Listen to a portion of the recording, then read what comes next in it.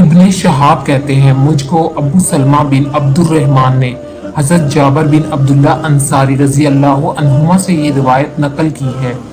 کہ آپ صلی اللہ علیہ وآلہ وسلم نے وحی کے رک جانے کے زمانے کے حالات بیان فرماتے ہوئے کہا کہ ایک روز میں چلا جا رہا تھا کہ اچانک میں نے آسمان کی طرف ایک آواز سنی اور میں نے اپنا سر